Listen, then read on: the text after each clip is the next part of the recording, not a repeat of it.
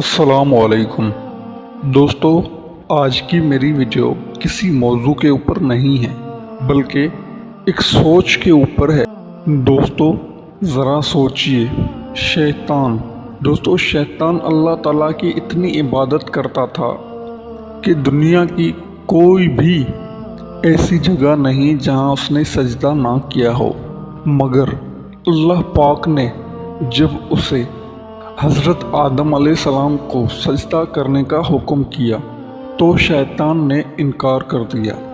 दोस्तों मेरा ये बात बताने का सिर्फ यही मकसद है कि शैतान ने सिर्फ एक सजदे का इनकार किया तो अल्लाह पाक ने उसे क़यामत तक शैतान बना दिया।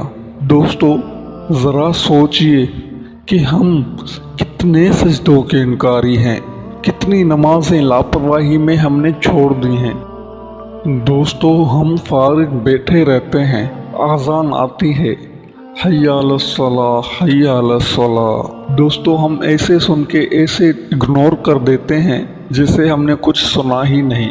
दोस्तों इसलिए आज तक हमारी कोई भी ऐसी मन्नत, ऐसी दुआ पूरी नहीं होती, क्योंकि जब हम अल्लाह पाक को ऐसे इग्नोर कर रहे हैं तो अल्लाह पाक हमारी दुआएं कैसे कबूल करेगा। दोस्तों फिर भी अल्लाह पाक रब्बुल इज़्ज़त रहमान और रहीम है, वो फिर भी माफ़ कर देगा, क्योंकि अल्लाह पाक 70 माओं से ज़्यादा प्यार करते हैं।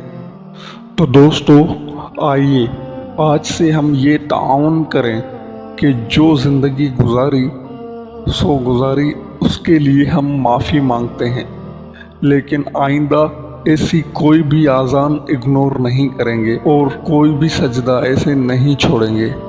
तभी अल्लाह रब्बुल इज़्ज़त हमारी हर नेक तमन्ना, नेक दुआ कबूल करेंगे। शुक्रिया।